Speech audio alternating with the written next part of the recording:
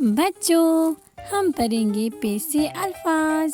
पे से परिंदा, पे से परी, पे से पर, पे से पालक, पे से पंखा, पे से पलंग, पे से पतंग, पे से पत्ता,